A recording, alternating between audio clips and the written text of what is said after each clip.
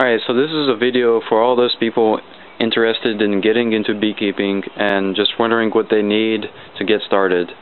I just got this package in the other day from brushymountain.com, so I'm pretty pleased with everything, and it shipped very fast, and everything's quality made.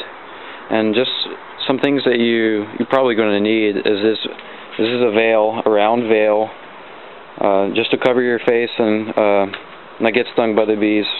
This is a ventilated helmet here. You really need a helmet to go along with this veil. You can't really go without it because it will just fall off your head basically. It was around $20. I think it's really worth it. I'm not too crazy about these strings, but I can deal with them. You know, I'm not going to buy a new veil just because of the strings. That's just to tie down the veil tightly around your neck and your body, basically. This is a Brushy Mountain smoker. I believe it's 4x7. It's really nice. It has a leather bellows and has a grate there. It has this grate so it doesn't heat up and burn you, but it works very good. I've tried out pine shavings, some rotten wood, some dry wood, and I'll just experiment some more, and maybe I'll find something a little better to use, but pine shavings seem to work pretty good right now. This is a bee brush, just a probably $5 bee brush that you can brush the bees off the frames. That's one frame right there. So when you take out the frame out of the hive, it's really useful to use just to brush the bees off the frames if you're going to harvest or whatever you need to do. This is a capping scratcher, a very useful tool.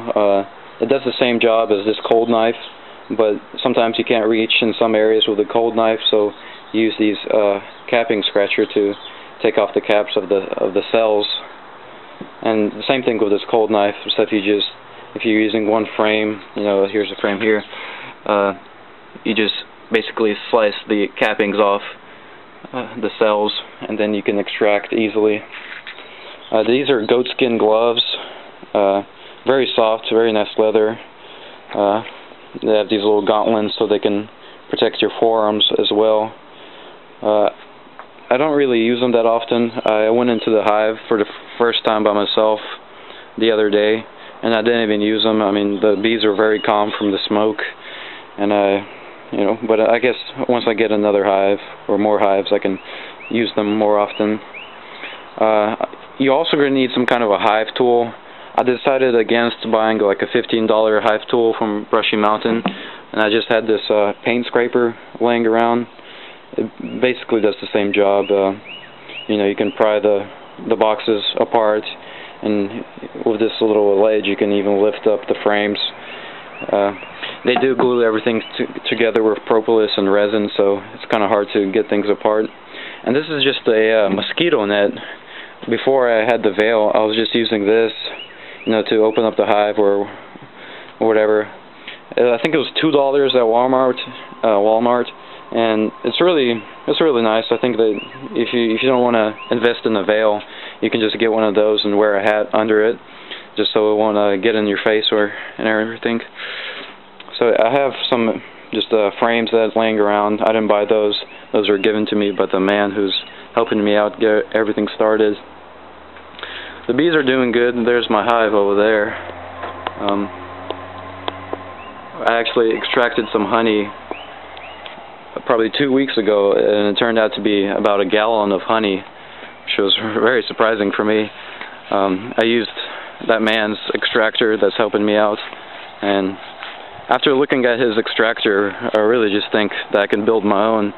I think he paid around $200 or $300 for his, which is really the cheapest one there, and I think I can just build my own instead of spending all that money.